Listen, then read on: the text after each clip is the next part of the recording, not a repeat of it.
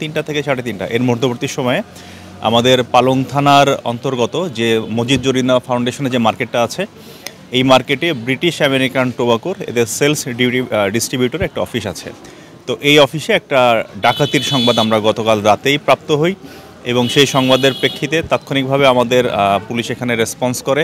আমাদের সদর থানার অফিসার ইনচার্জ নড়িয়া সার্কেল এবং আমি সহ আমরা তাৎক্ষণিকভাবে এখানে আসি এবং আসার পরে এটা আমরা যেটা দেখলাম যে হ্যাঁ, এখানে একটা ডাকাতির ঘটনা সংঘটিত হয়েছে এবং পরবর্তীতে আমরা এখানে ক্রাইম সিন ইউনিটকে অবগত করি। যেহেতু একটা ডাকাতির ঘটনায় অনেক আলামতের বিষয় থাকে, তারা আজকে এখানে সিআইডির ক্রাইম সিন ইউনিট এসেছিল আর আমাদের জেলা পুলিশের পক্ষ থেকে আমরা সারাদিন এখানে ছিলাম। আমরা বিভিন্ন ধরনের আলামত এখান থেকে সংগ্রহ করেছি।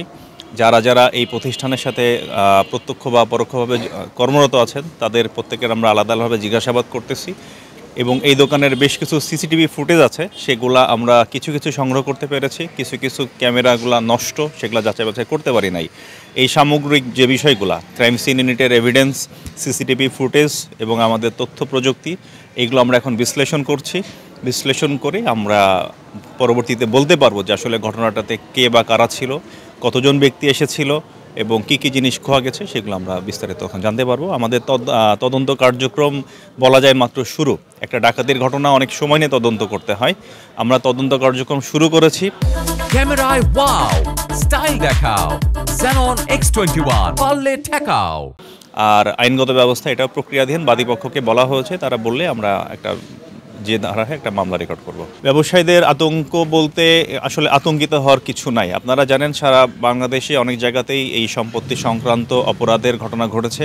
আমাদের শরীয়তপুর জেলাতে দীর্ঘদিন ধরেই কিন্তু মোটামুটি অনেকগুলো এই ধরনের ডাকাতি রিলেটেড ঘটনাগুলো ঘটে নাই।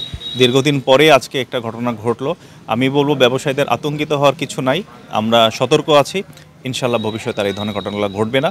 আর যে ঘটনাটা ইতিমধ্যে ঘটেছে এটাও আমরা ইনশাল্লাহ খুব দ্রুত সময়ের ভিতরে এটা ডিটেক্ট করব এবং ডিটেক্টের মাধ্যমে যাতে অন্যান্য ব্যবসায়ীরা এটাতে আশ্বস্ত হবে বলে আমাদের বিশ্বাস। ধরেন এইটা হলো আলমারি, বোল্টটা কোনো লক খোলে নাই, একটা সাইডে তালা মারা ছিল, বডিতে সে তালাও ভাঙে নাই, খোলেও নাই, এবং 8টা ছিল হলো এমনি বোল্টের তালা, সেগুলো খোলে নাই।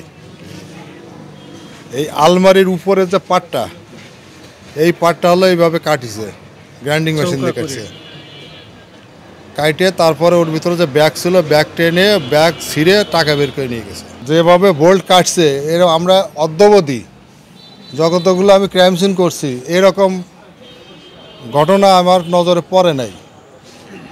এবং আলমারির উপরে যে ইয়েটা পুরোটা 1/2 ইঞ্চির উপরে ওই পাতটা, মানে এই উপরে যে ঢালাইটা, যে এই প্ল্যাটফর্ম যেটা একবার গ্রাইন্ডিং মেশিন দিয়ে, ঠিক গ্রাইন্ডিংয়ের মেশিন দিয়ে কাটিছে।